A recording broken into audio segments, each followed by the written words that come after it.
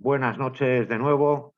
Continuamos con la pica en Flandes en esta segunda parte de tema monográfico que versará sobre la hispanidad y que correrá a cargo del coronel don César Collins. Pero antes tiene la palabra el teniente general Pérez Alamán para hablar de otra noticia de actualidad. Adelante, mi general.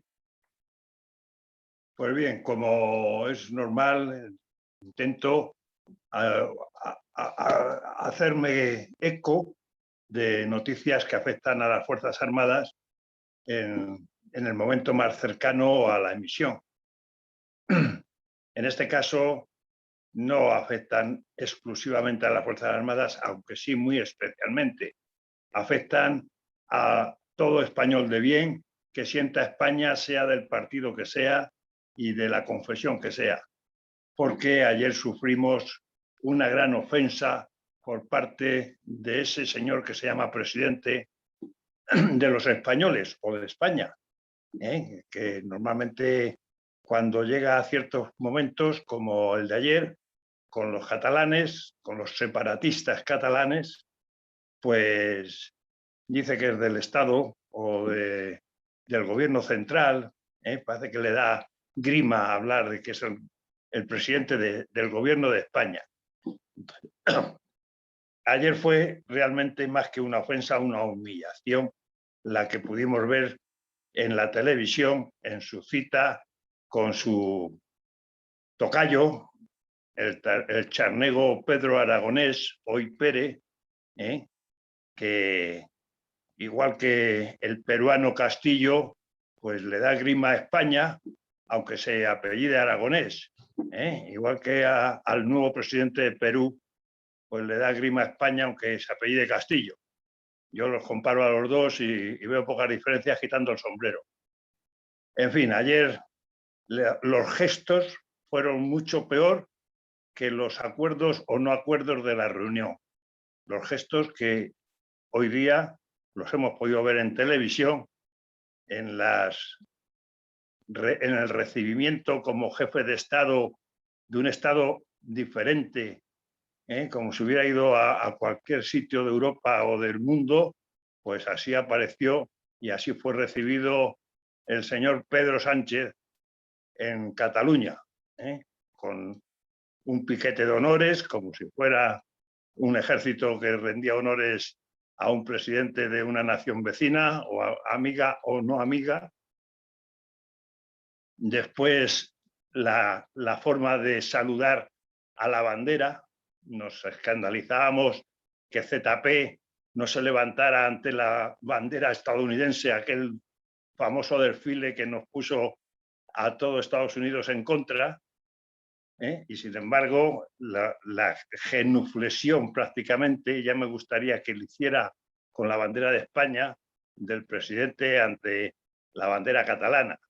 La forma de comportarse, la forma de ceder ante toda esa ofensa por parte de los independentistas, pues no hace falta que haya soluciones a la mesa esa que llaman de diálogo, que yo creo que es más de negociación y veremos a dónde nos lleva. Pero de todo esto olvidándose de la ley, desde la Constitución, artículo 4.2, que habla de la bandera de España, de dónde tiene que estar, cómo tiene que estar. En la ley de banderas, la 39.1981, en su artículo primero, también da esa preponderancia a la bandera de España en los sitios donde las autonomías tengan su bandera.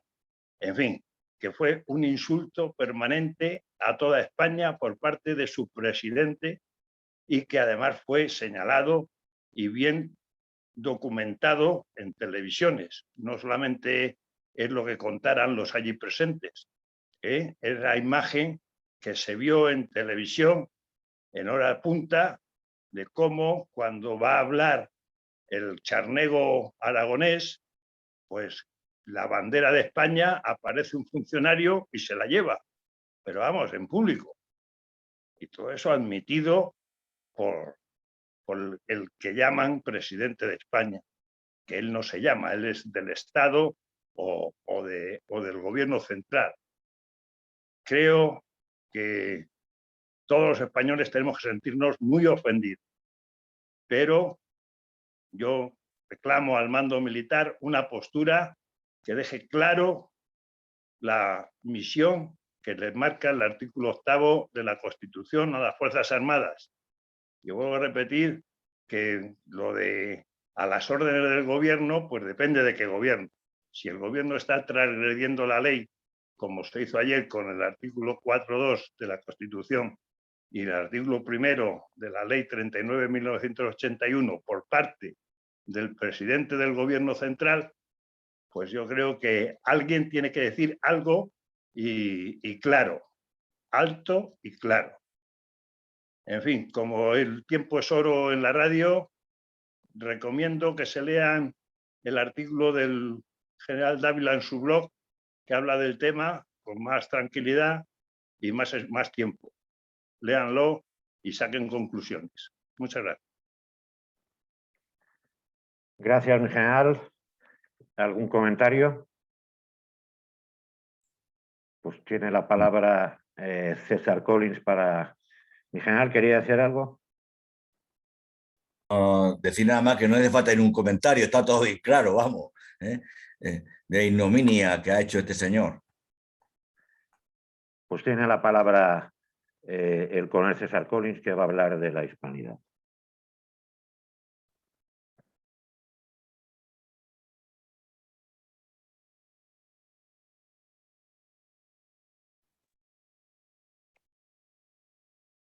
César, el micro. César. En 1810, España está invadida por Napoleón. Solo queda libre y sin conquistar, pues Cádiz, que está cercada por las tropas francesas, Galicia, que queda muy a desmano y que los ejércitos franceses han abandonado, y el litoral, que domina la flota inglesa, entonces aliada de España. Eso es lo que es la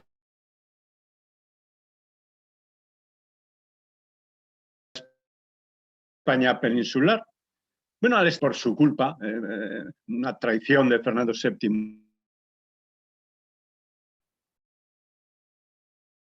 y de Carlos IV. Cuando no estaba el rey, el poder volvía al pueblo y que debían convocarse cortes para determinar lo que se haría. Por eso la regencia convocó las Cortes de Cádiz de 1812. En los reinos americanos, tan españoles como los de la península, se ha hecho lo mismo. Se han formado juntas en cada reino y se enviaron diputados a las Cortes de Cádiz.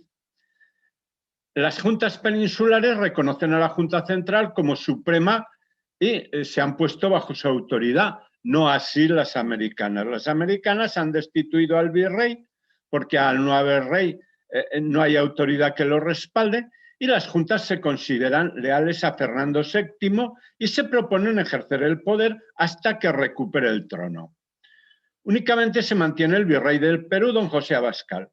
En Nueva España, pues es muy curioso porque remiten al virrey Ruiz de Apodaca por considerarlo demasiado contemporizador con los independentistas.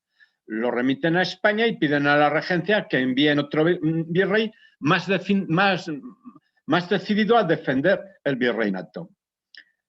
En el reino de Nueva Granada, lo que hoy es Colombia, y en la Capitanía General de Venezuela, pues proclaman la independencia. Esto sobre 1810, 1811.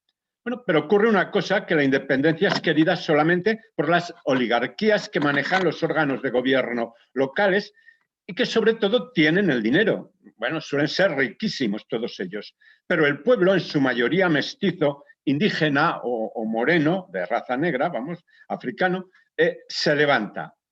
Es fiel a España, porque el imperio es su patria. No tienen otra patria.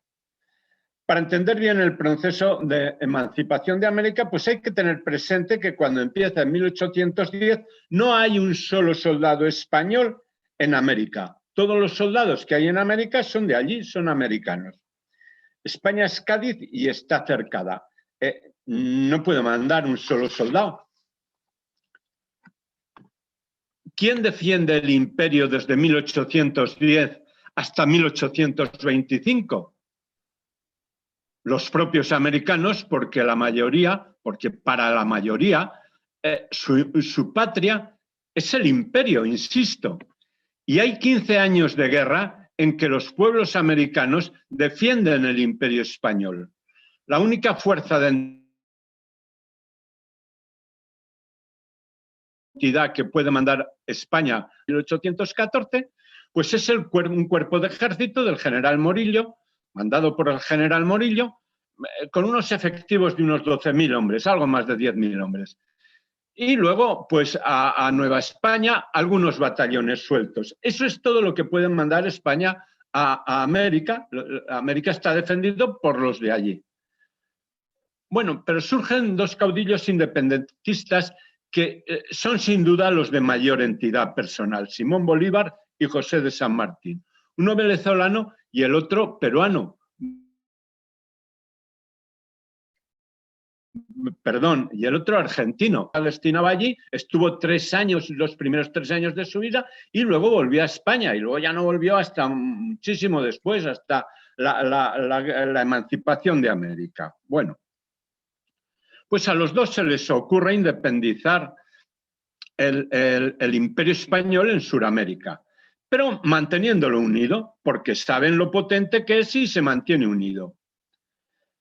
Pero ellos por sí solos no pueden hacerlo, porque la mayoría de Sudamérica es realista, es decir, que el imperio es su patria. Y necesitan el apoyo extranjero. ¿El apoyo de quién? De nuestro tradicional y peor enemigo, Inglaterra. También los Estados Unidos, pero bueno, los Estados Unidos entonces era una nación muy de segundo orden. Naturalmente los británicos no están ayudando a los independentistas americanos para que constituyan una nación grande y fuerte, porque entonces no hubieran ganado nada cuando se destruyó el Imperio Español.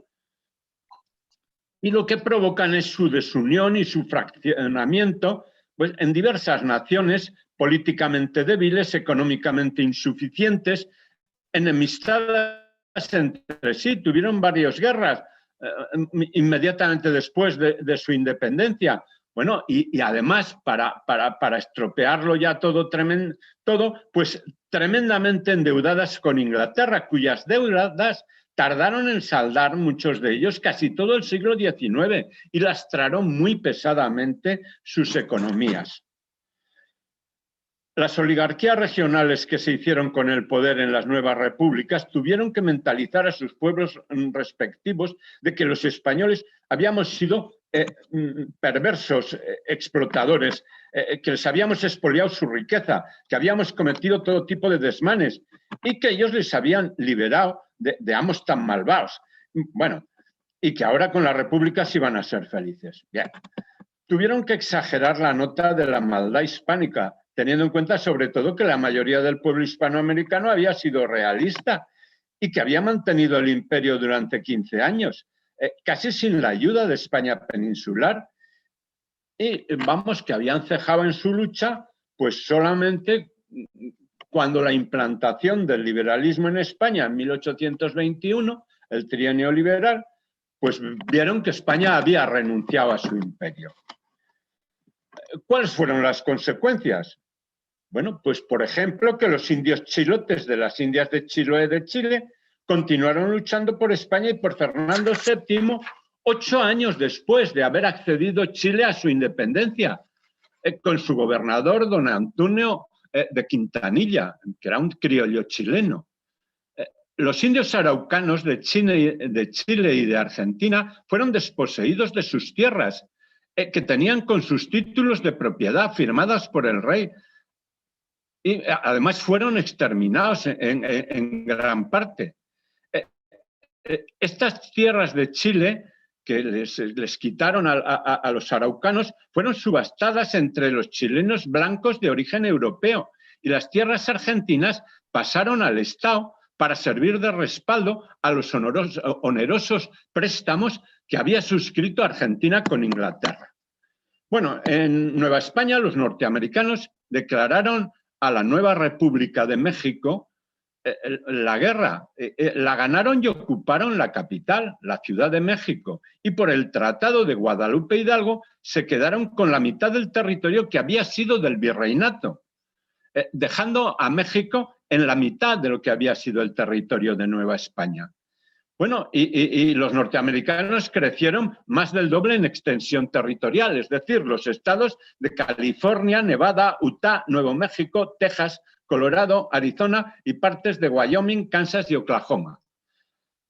Bueno, en California los norteamericanos, especialmente cuando la fiebre del oro, les quitaron sus tierras a los indios, que también tenían sus títulos de propiedad extendidos por el rey de España. Y además fueron exterminados en sus 2/3 partes. Incluso las autoridades norteamericanas pagaban una cantidad fija por indio muerto. Las mujeres y los niños eran más baratos. Y para sufragar este gasto, el estado de California emitió bonos bancarios que se pueden ver en los museos actualmente.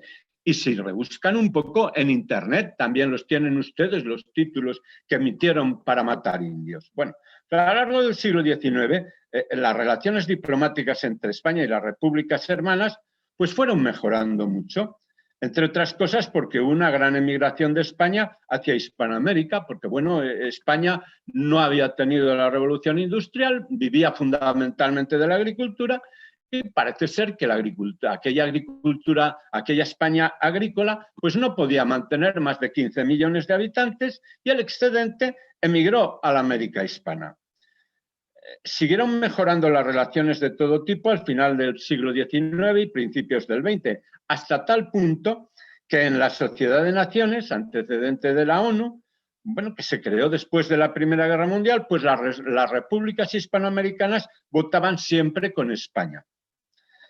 Bueno, ayudaron a los españoles, México a los exiliados republicanos y Argentina a los españoles de España, cuando los vencedores de la Segunda Guerra Mundial pues establecieron un bloqueo y retiraron a los embajadores. Solo quedaron en Madrid el nuncio, el embajador de Portugal y los de varios países hispanoamericanos.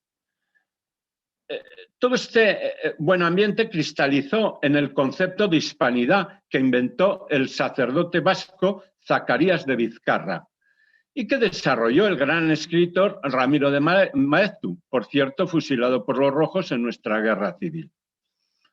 Pero ahora hay una nueva ola contra la hispanidad, por eso vuelve a estar de actualidad.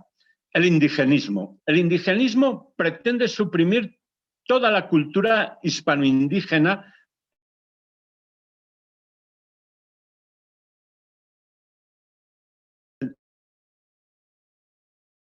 de Hispanoamérica y han empezado a cambiar.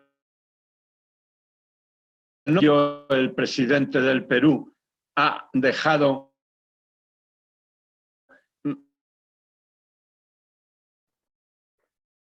tenemos dificultades para hasta el que ahora ha sido Palacio Presidencial, César, porque era la sede del virrey español. César. César. César.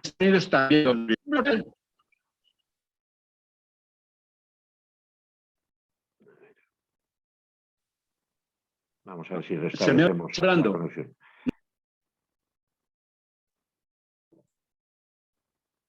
Sí, la verdad es que es interesante lo que nos está comentando César y la verdad es que recuerdo un poco estas historias de que a veces nosotros somos los peores enemigos de nosotros mismos.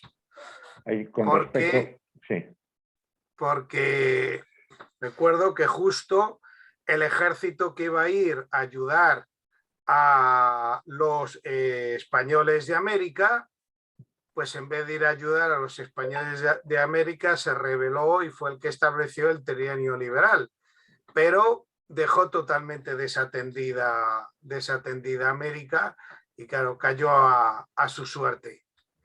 Y bueno, no sé si ya tenemos al coronel Collins con nosotros. César. Tienes la imagen congelada y no se te escucha. Bueno, mientras se restablece, efectivamente, la ciudad más antigua de los Estados Unidos actuales fue fundada por españoles, que es San Agustín, ¿no? O San Diego, San Agustín, no recuerdo bien. Yo también quería hacer un inciso, aprovechando también el silencio del coronel César. Hay que tener en cuenta que gran parte de México se perdió porque hubo una invasión pacífica de americanos, como en Texas. La famosa película del Álamo y eso, que está defendida por americanos, hubo una invasión pacífica de colonos americanos. De tal forma que cuando hubo la guerra entre México y Texas, la gran mayoría de la población tejana era ya americana. Igual que han hecho los chinos en el Tíbet. El Tíbet, ahora mismo hay más chinos que tibetanos, porque han ido durante muchos años una invasión lenta, pero pacífica, pero continua.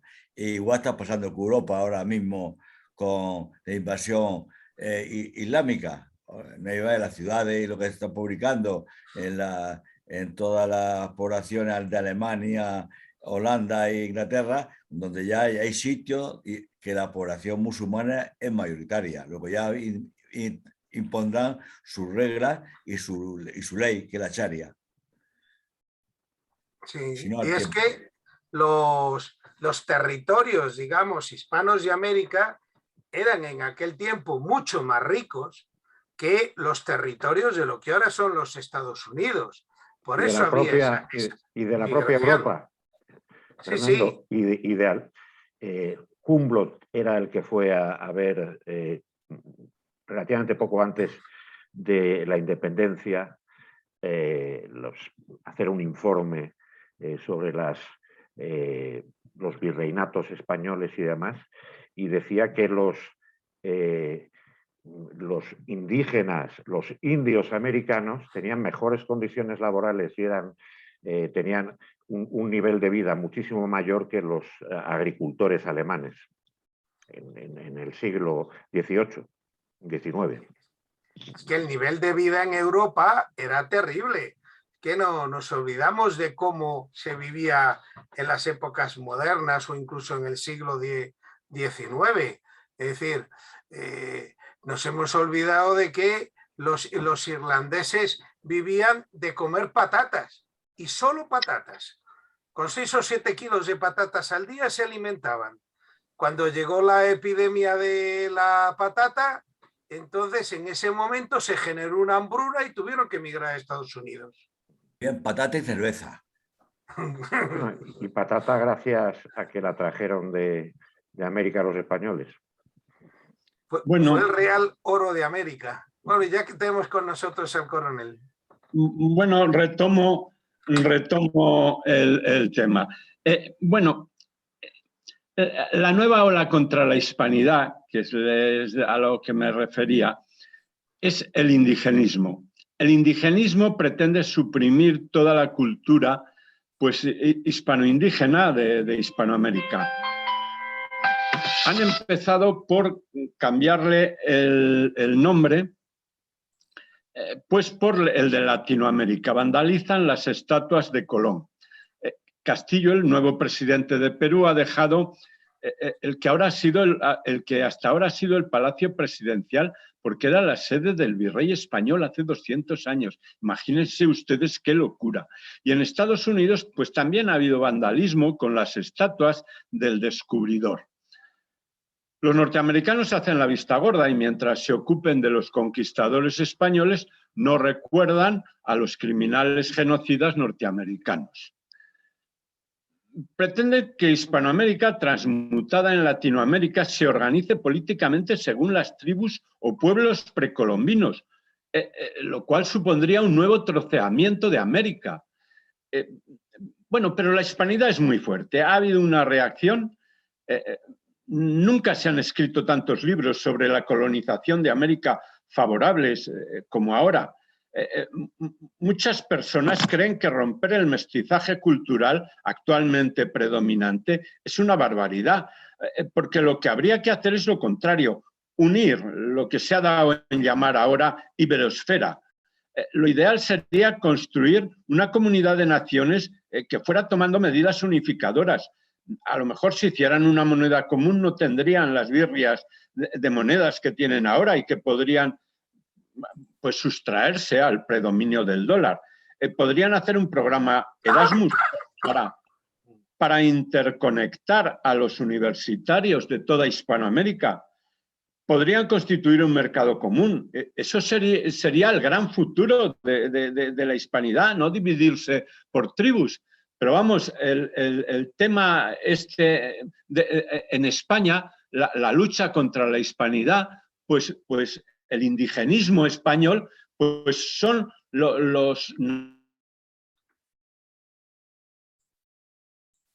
el gobierno humillándonos a todos los españoles. Bueno, pues esto es lo que quería comentar. Excelente exposición, mi coronel. ¿Algún comentario? Pues la verdad es que los estados americanos de Hispanoamérica nunca vivieron con tanta seguridad, tranquilidad y prosperidad que cuando estuvieron bajo la corona de la monarquía española. Nunca. Ahí entraron ya en guerras civiles, inseguridad, en luchas fratricidas, de todo. Y sin embargo, aquí estamos levantando estatuas a los traidores en el Parque del Oeste, desde Bolívar, Artigas, a San Martín, a todos, y sin embargo allí están tirando la estatua de los conquistadores y de los virreyes, que fueron precisamente los que le dieron esa prosperidad. Y lo hacen precisamente no indígenas, sino en nombres con apellidos totalmente españoles, como el mexicano o el del Perú, y que son descendientes, vamos, el de México, descendientes, vamos, de un rubio del norte de España. Y después México protegió al exiliado y no reconoció al gobierno del general Franco, no por problemas democráticos o políticos, sino para no devolver tesoro, el oro del Vita. Como todo el oro que se llevaron ahí los próceres republicanos del Frente Popular, entonces para no devolver ese oro que se había quedado en México, y ahí se había gastado, pues no, por eso no quiso reconocer nunca al gobierno de Franco. Esa es la historia de la defensa del republicanismo de México. Mi general. Simplemente decir que sin considerarme conspiranoico, aquí nada sucede por casualidad. Esto es un proceso histórico que va avanzando poco a poco como un tsunami, lento, pero llegará un momento en que choque con la cultura occidental y con España, por supuesto, y la hispanidad, y nos ahogaremos todos y veremos a ver qué sale después de que esa ola se retroceda. Nada más. Fernando, ¿algún comentario? Pues sí, un poco varios. Recordar cómo muchas veces, pues eso, que somos nuestros peores enemigos y el poder y la corrupción del poder ayudó mucho a esa pérdida de América. Hay una historia muy curiosa que no sé si los estudiantes conocerán sobre la flota rusa adquirida por Fernando VII. Es decir, en 1806 una flota rusa quedó en el puerto de Lisboa bloqueada, se mantuvo allí y después de más de 10 años de mala atención con los barcos medio podridos, fue comprada por el gobierno de Fernando VII para trasladar las tropas a América. Claro, los barcos no sirvieron. Fue, digamos, un pelotazo que dieron varios de aquel tiempo y que ayudó a la pérdida de América. También, digamos, ese indigenismo un tanto incomprensible, porque ¿a qué indigenismo se quiere volver? Realmente lo que había allí eran una enorme cantidad de tribus, unas peleadas en guerra con la otra. Igual que España como tal no existe hasta que Roma nos unifica tras la Segunda Guerra Pública y un proceso de 200 años y se empieza a hablar de España, allí no se puede hablar de ningún país hasta después de la ocupación española. Los aztecas, unos imperialistas canallas, asesinos que habían dominado un montón de pueblos, esclavizado y que estaban en guerra con todos los de alrededor. Pero es que lo mismo las tribus en Colombia, el imperio inca, los mapuches del sur de Chile se dedicaban a hacer racias y matar y robar mujeres en todas las tribus de alrededor. No sé, ¿ese es el indigenismo al que quieren volver? Sorprendente.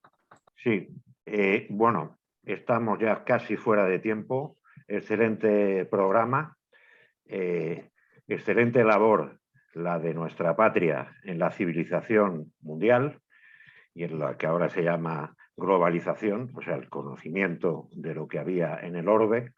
Y para nuestros oyentes, si les ha gustado, difundan. Muchísimas gracias y hasta la próxima edición.